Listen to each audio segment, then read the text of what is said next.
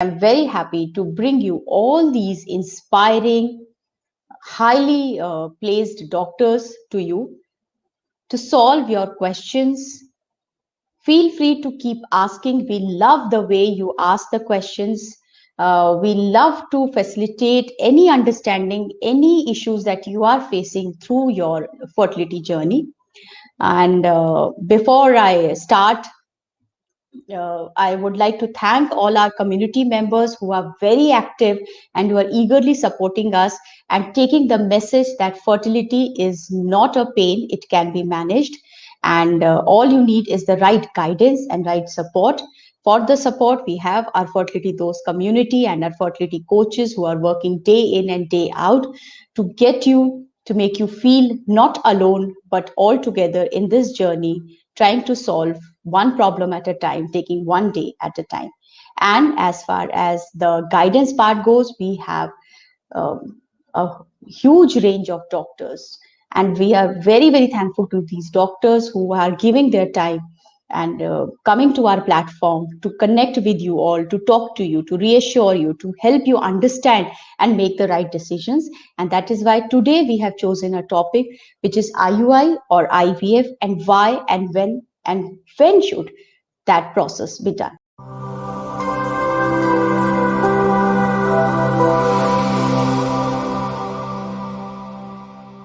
So let me first call upon our doctors, introduce them, and then feel free to keep asking your questions in the comments. And whatever your heart says, whatever you want to ask, share, anything, we are here to solve you. Hello and welcome. We have Dr. Asha Rao and Dr. Damodar Rao from Rao Hospitals from Coimbatore, a very, very legendary mom and son doctor duo. I am so happy to welcome you to the platform of Fertility Dost. Welcome, Dr. Rao. Thank you. Thank you, and it is so interesting, users. I have been chatting with Dr. Asha Rao a little while before, and she was telling that they are 4 generations into this, helping, supporting couples into their medical requirements, into this IVF journey. And the most interesting thing, and which stuck on to me, and which you all are going to love, is that the first test tube baby, the first successful IVF in Coimbatore, was with Dr. Asha Rao in the Rao hospitals.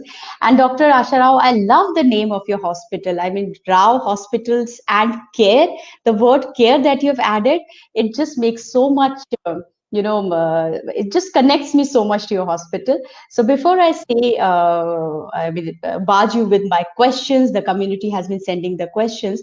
I want you to tell us something about you and, that legendary story, that how 4 generations of your family, I think we lost Dr. Rao. Yeah. So just tell us what is this 4 generations? How have you been so committed to this medical fraternity? Yeah, it all started with my husband's grandfather. Okay. He was the chief surgeon for the Cochin Kingdom in the British days. He was also a surgeon trained abroad, and his name also was Raghavendra Rao. And then his son Sudhakar Rao was my father-in-law, and he was a surgeon in the Indian Army in the days of Second World War, in the British days. When the Second World War was over, he took a early retirement and started a surgical practice, which was the first surgical nursing home in Coimbatore. So it was an illustrious family. Then my husband also is a surgeon, Dr. S.R. Rao, and he started laparoscopies for the first time in Tamil Nadu in 1977. And I joined the practice in same time, 1977. And later, we built up a gynec practice also. And Damodar Rao, of course, he wanted to please both father, who is a surgeon, and mother, who is a gynec. So he's a gynec laparoscopic surgeon and also into fertility treatment. So impressive. So I am I am more intrigued and want to understand from Dr. Damodar Rao that what inspired you to join. Of course, there is a lineage of yours in the medical fraternity, such strong lineage. But I am told when you see your mother and father so busy and hectic, you want to run away from that profession. So, what kept you, inspired you to be adding more value to this? And how is your experience being a male doctor into a largely predominantly female treatment thing? Do you feel sometimes women are not comfortable, or you feel otherwise? And we would like to know from a male perspective how it is. Let me start with the first part of your question, where I guess being born into this family and growing up with a family, you probably think that's the only profession in the world. So I think it's ingrained in you that you're going to become a doctor. And later on, as I joined medical college, I was very interested in surgery. I mean, I think it depends on your teachers, who inspire you to become something. And of course, my father and my mother were always around to inspire me further to get into laparoscopy and gynecology. Coming to the second part of your question, where you're talking about if is there a gender bias, when it comes to infertility as such, it doesn't really happen. Maybe if you're dealing with hardcore gynecology, maybe sometimes, but in infertility, you're talking to the couple. You're not talking only to the woman per se.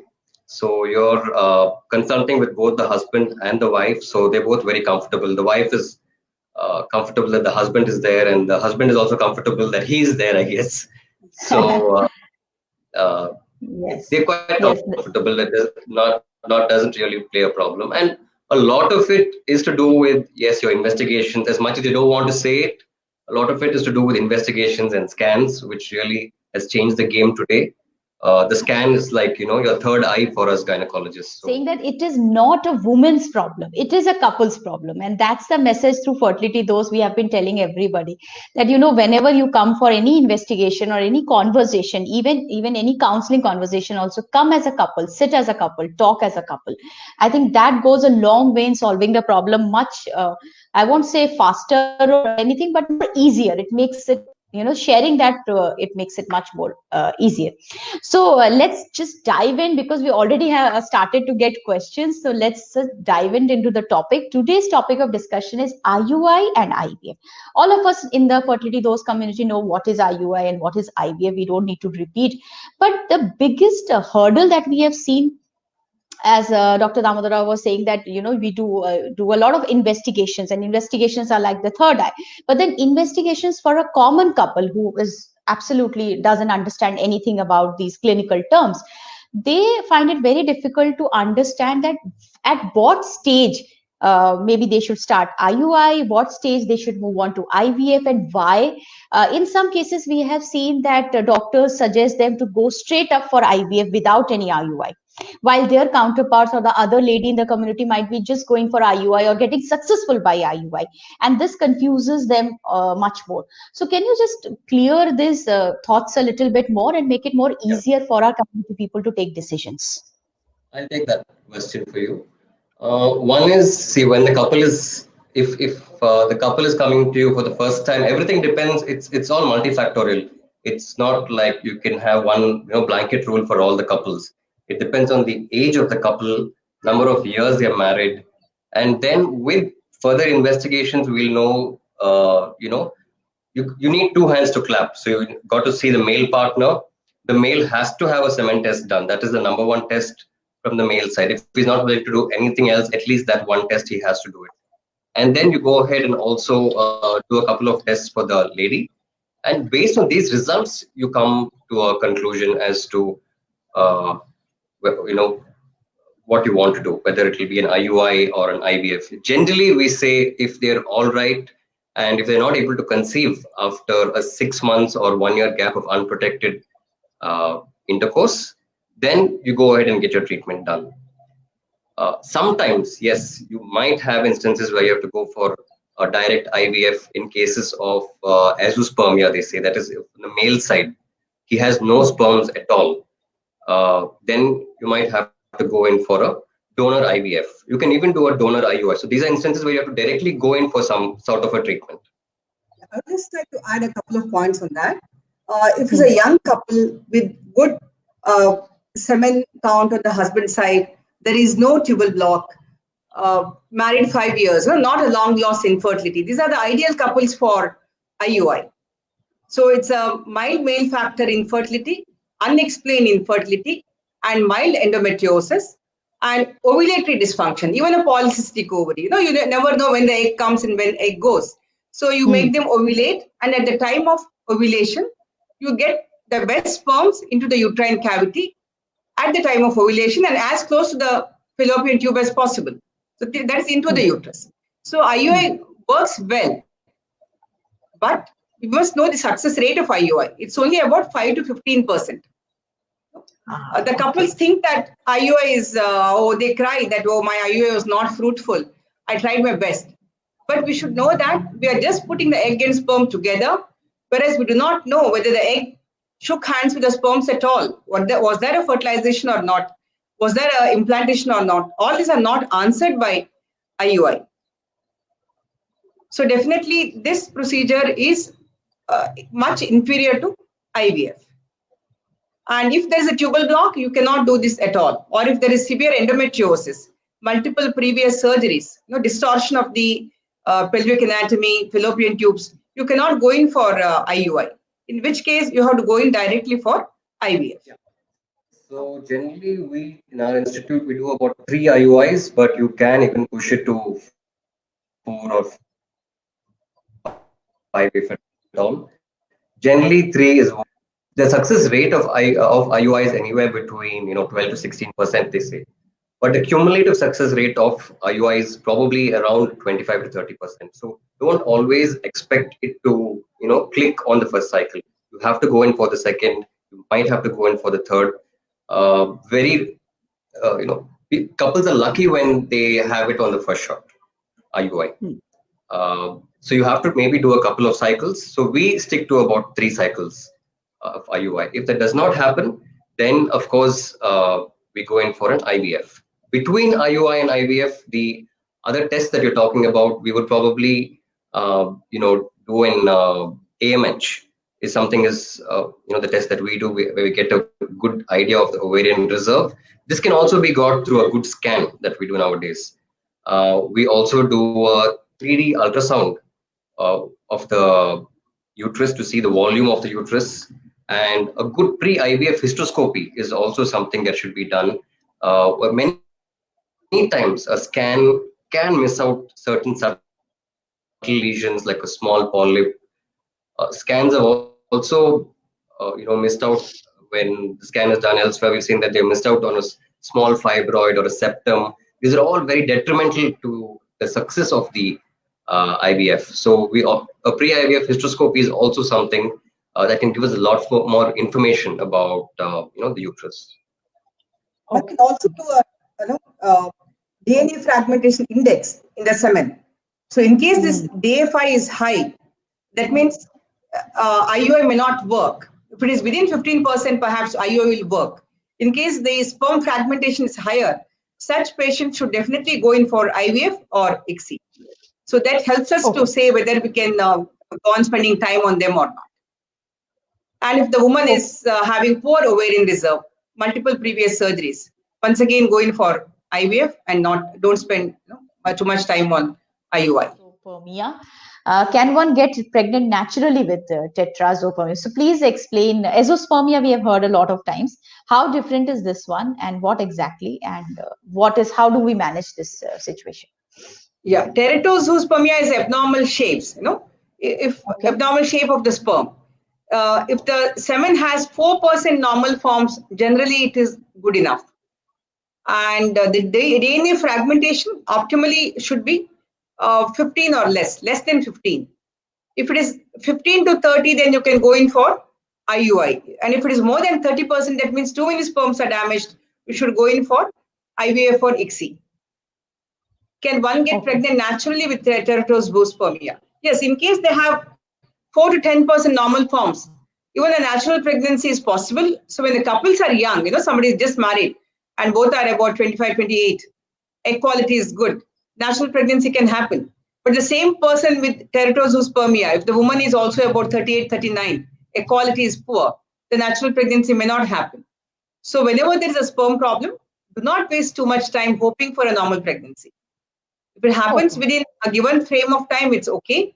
If it is not happening, definitely seek help. And thank you so much for informing our viewers. I'm sure they are, they are much more aware and much more stronger in their thought. What I know, as this other lady was also saying, that she's already she knows that there was a problem with her mental, emotional angle. So I think a lot of women actually know what is the problem, but they don't have the strength to tackle the problem.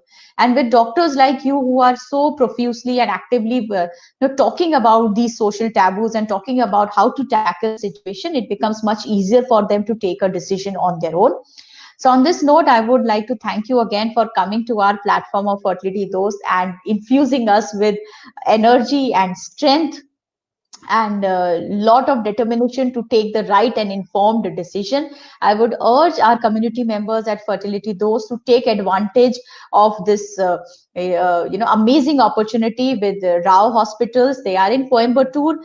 If you are in Coimbatore and around, you must go and check, have a check. They have got everything, all the facilities, right from PCOS, endometriosis to fibroid to, of course, ART treatments, IVF, and all fertility management treatments are there.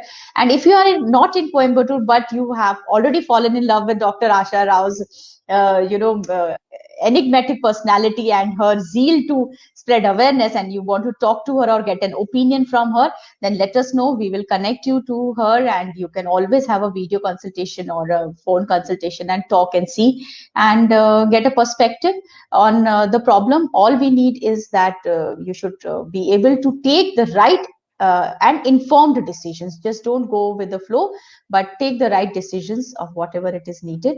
And any last words, Dr. Asha Rao and Dr. Damodar Rao, you would like to say to our community? Thank you, Gitanjali, for this wonderful opportunity. I think you're doing a great job of, spreading awareness by having this channel of Fertility Dost.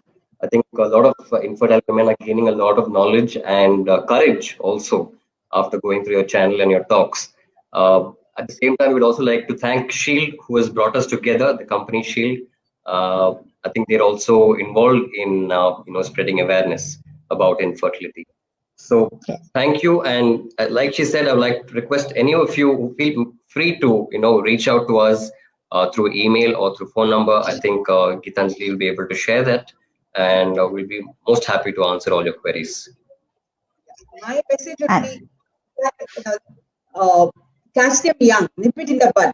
So whatever problem it is, be it polycystic ovary or endometriosis or pelvic infection, all young ladies should have a premarital counseling, or even before they take up big careers. They should have a counseling about their health. They should know where they stand. Do they have perhaps a routine ultrasound when you are about 20-24 years? It's definitely ideal. It will tell you, do you have a fibroid, do you have a chocolate cyst, or do you have a polycystic ovary? Because it is like a third eye on the finger. So by doing an ultrasound, so many problems can be picked up. And consult your doctor before you delay your fertility. And in case you definitely want to delay your fertility, want to be a scientist, astronaut, or a big personality where you want to achieve a lot, preserve your oocytes, preserve your fertility, so that you will never lose a chance to become a mother. And Gitanjali, you are a fantastic, you are really a fertility dost. I can see you are a very good counselor, and you have brought out so many points beautifully. Thank you so much for this opportunity. Thank you so much, Dr. Rao. Thank you so much. And Namaste. Namaste. Bye.